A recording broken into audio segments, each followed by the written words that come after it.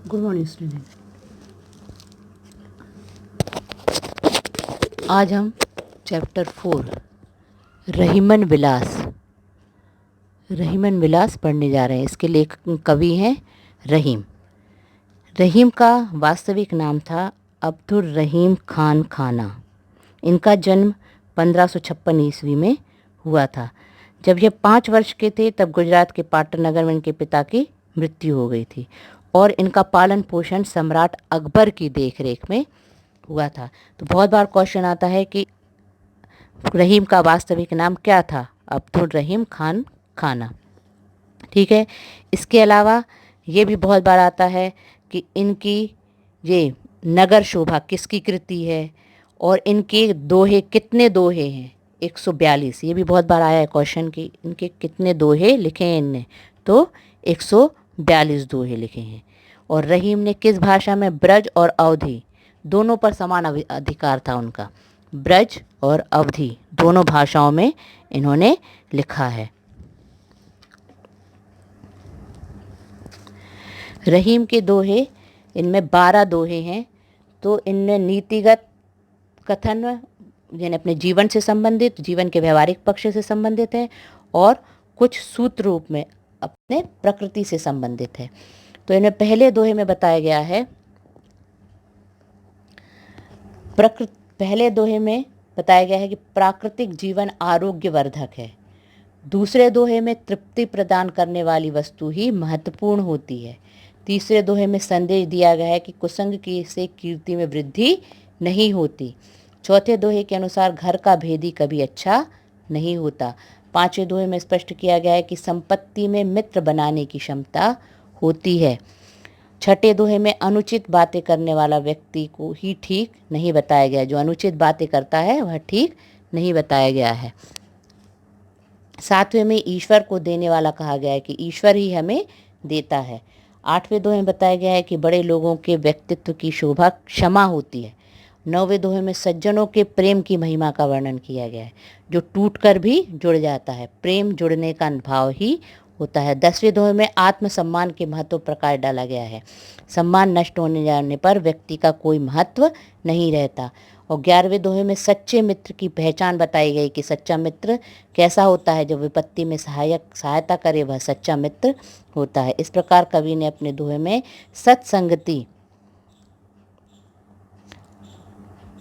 मित्रता, सज्जनता आदि के महत्व को दर्शाया है। चलो पहले दोहे में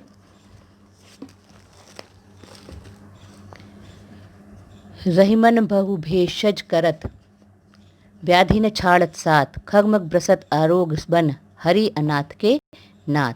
रहीम जी ने इसमें जीवन के व्यवहारिक पक्ष पर प्रकाश डालते हुए कहते हैं कि मनुष्य अनेक प्रकार की औषधियों का प्रयोग कर स्वस्थ रहने के लिए करता है। हम बहुत सी औषधियों का प्रयोग, भेषज मतलब औषधियाँ और व्याधि मतलब रोग, हम बहुत सी औषधियों का प्रयोग स्वस्थ रहने के लिए करते हैं, परंतु रोग उसका साथ नहीं छोड़ता। इतनी दवाइयाँ खाने के बाद भी मनुष्य रोगी बना ही रहता है। परंतु खग मृग बसत आरोग बन, खग मतलब पशु पक्षी और मृग मतलब हिरण, और सब वन में निवास करने वाले पशु पक्षी वह निरोगी रहते हैं, उनके पास रोग आता ही नहीं है। उन अनाथों के स्वामी स्वयं, अनाथ मतलब जो उनका कोई नहीं है, तो उन अनाथों के स्वामी स्वयं ईश्वर है। तो कहने का भाव यह है कि प्राकृतिक वातावरण में रहने से आरोग्य में वृद्धि होती है। तो मनुष्य को स्वस्थ रहने के लिए प्राकृतिक वातावरण में रहना चाहिए। दूसरा, धन रहीम जलकूप को लघुजिए पियत अघाय उदति बढ़ाए कौन है जगत पियासो जाए। तो इसमें कवि ने बताया है कि छोटा होने से किसी का महत्व कम नहीं हो जाता। मनुष्य को तृप्ति प्रदान करने वाली ही वस्तु महत्वपूर्ण होती है। ठीक है, यदि कोई वस्तु छोटी है तो उसका महत्व कम नहीं होगा, पर वह छोटी जरूर है, पर वह व्यक्ति मनुष्य को तृप्ति प्रदान करे, यह सबसे ज़्यादा महत्वपूर्ण है। तो रहीम कवि कह रहे हैं कि छोटे से कुएं का जल धन्य है। कूप मतलब कुआं। तो रहीम जी कह रहे हैं कि वह छोटे से कुएं का जल धन्य है क्योंकि उस छोटे आकार के कुएं, लघु जीव पियत है, उस छोटे आकार के कुएं का जल पीने से मनुष्य तृप्ति का अनुभव करता है। उदति, उदति मतलब समुद्र, सागर चाहे कितना ही बड़ा क्यों ना हो, परंतु वह संसार की प्यास नहीं बुझा सकता। जो दूसरों के काम आता है वही बड़ा होता है। तृप्तिकारक वस्तु ही महत्वपूर्ण होती है। तब बड़े समुद्र की अपेक्षा छोटे आकार के कुएं का जल महत्व अधिक है, क्योंकि समुद्र का जल तो खारा होता है, वह पीने के काम नहीं आता, उसके पास जाके मनुष्य प्यासा रह जाता है। तो सबसे ज़्यादा महत्वपूर्ण किसको बताया है? कुएं को। कुआं छोटा जरूर है पर वह तृप्ति प्रदान करने वाला है। ठीक है। अब तीसरा, बसी कुसंग चाहत कुशल, यह रहीम जी सूस, महिमा घटी समुद्र की रावण बसयु परोस। तो इस दोहे में कवि ने कुसंगति के प्रभाव का वर्णन किया है कि कुसंगति, कुसंग खराब व्यक्ति के साथ रहने से किसकी महिमा कम हो जाती है। रहीम कहते हैं कि मनुष्य दुर्जन लोगों की संगति करता है, दुर्जन लोगों की संगति करता है। बुरे लोगों के साथ रहने पर भी वह हृदय से अपनी कुशलता चाहता है।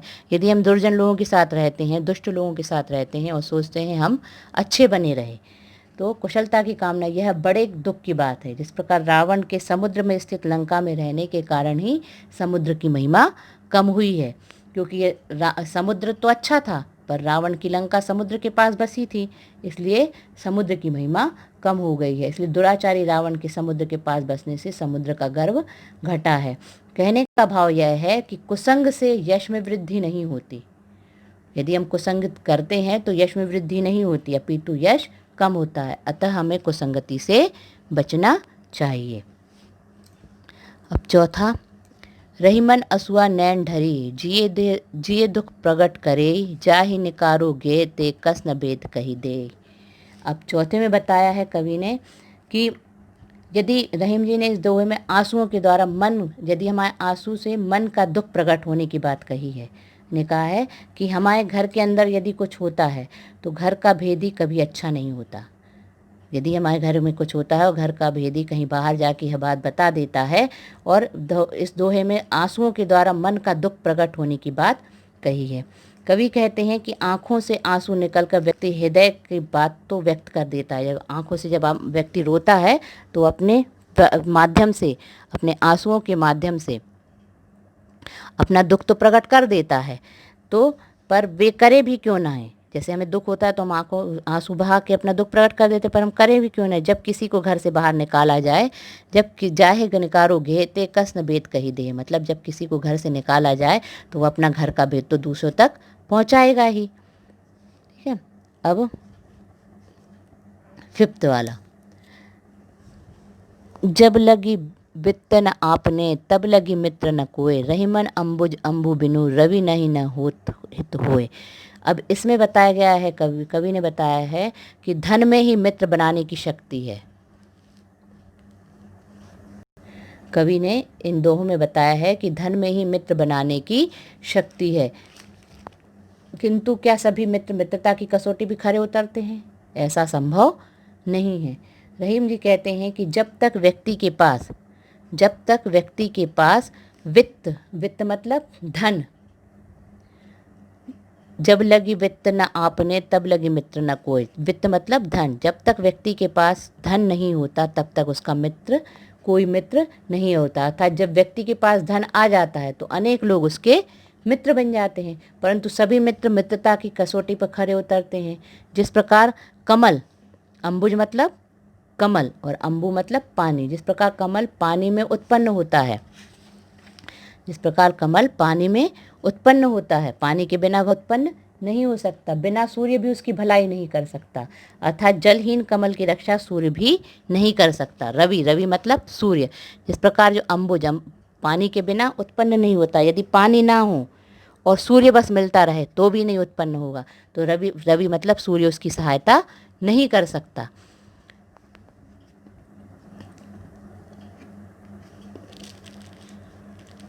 अब छठवा, अनकीनी बातें करे सोवत जागे जोए, ताई सिखाए जाग यबो, रहीमन उचित न होए। कवि कह, इसमें सोते जागते निरर्थक बातें करने वाले व्यक्तियों के बारे में बताया है कि उनको समझाना उचित नहीं है।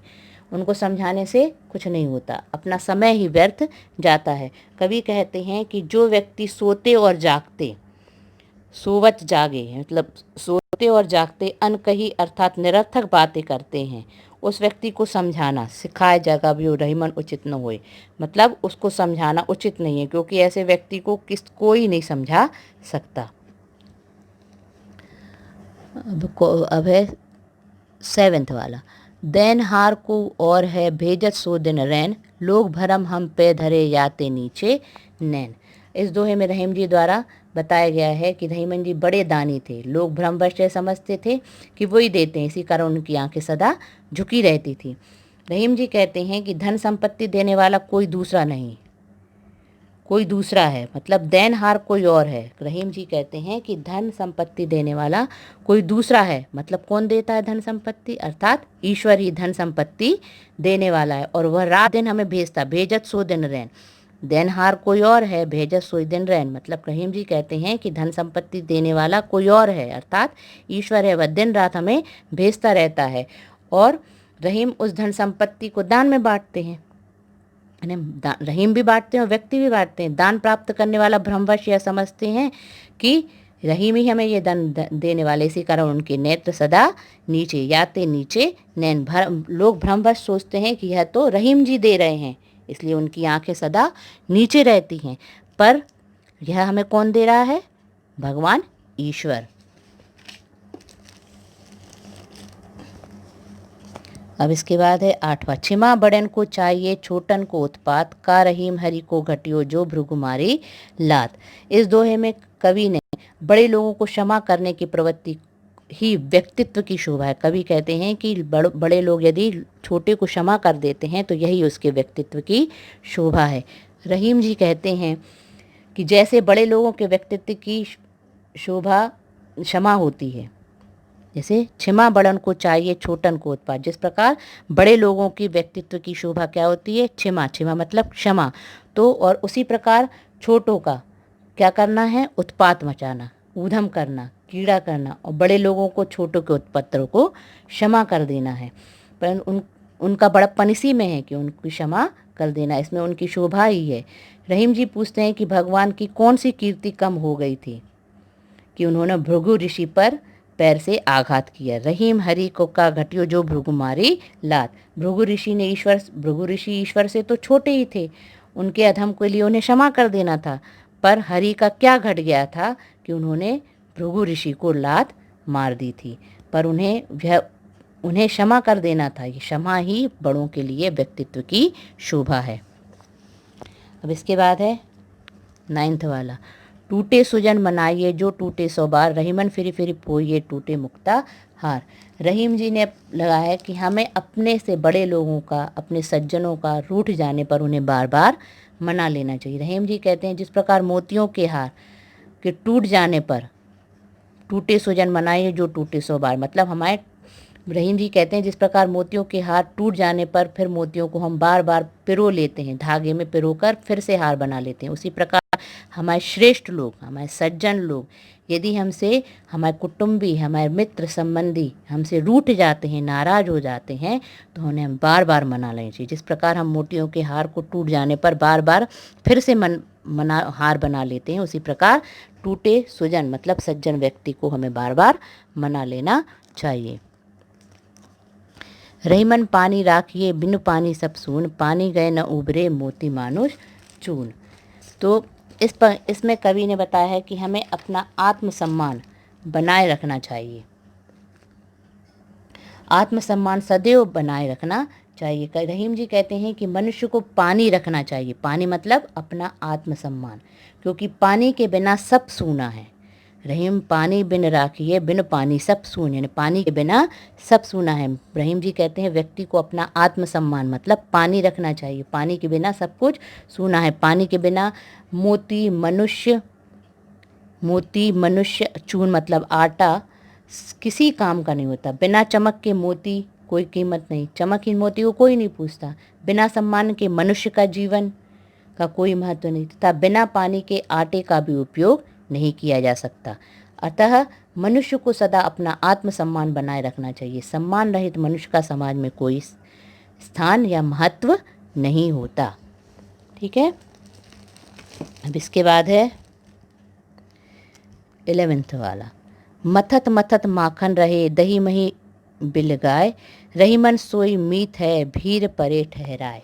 कवि कहते हैं, इसमें कवि ने बताया है अब सच्चे मित्र की पहचान बता रहे हैं। इस पंक्ति में कवि सच्चे मित्र की पहचान बता रहे हैं कि कैसा सच्चा मित्र। सहीम जी कहते हैं कि जिस प्रकार दही को बिलो बिलो कर मथ मथ कर उसके मध्य से मक्खन निकाल कर अलग किया जाता है, मथत मथत मक्खन रहे दही मही बिल गाय, मतलब दही को मथ मथ कर बिलो बिलो कर उसके मध्य से मक्खन निकाल कर अलग कर लिया जाता है, उसी प्रकार अनेक मित्रों के बीच में से सच्चे मित्र की अलग पहचान हो जाए। जो मित्र संकट के समय हमारा साथ देता है वही हमारा सच्चा मित्र होता है, उसका साथ नहीं छोड़ता वही हमारा सच्चा मित्र होता है। ठीक है, अब इसके बाद लास्ट वाला, तब लो ही जीवो भलो दीवो होए न धीम, जग में रही वो कुचित गति उचित न होए रहीम। तो इस दोहे में बताया है जीवन, कवि ने बताया कि जीवन की सार्थकता के संबंध में उचित अनुचित के संबंध व्यक्त किया है। जीवन जब तक हमारा देने का भाव होता है, जब तक मनुष्य में देने का भाव होता है तभी तक जीवन सार्थक होता है। रहीम जी कहते हैं कि संसार में जीवित रहना तब तक सार्थक रहता है जब तक हमें देने का भाव होता है। देने का भाव धीमा पड़ने पर, लुप्त होने पर, दीबो होए न धीम, मतलब देने का भाव धीमा होने पर या लुप्त होने पर हमें हमारा जीवित रहना, जग में रही वो कुचित गति उचित न होए रही, मतलब जग में रहना उचित नहीं है, क्यों यह अनुचित है, क्योंकि देने के भाव में ही जीवन की सार्थकता है। जब तक हमारे इसमें शरीर में देने का भाव है तब तक हमारा जीवन सार्थक है। समझ में आ गया?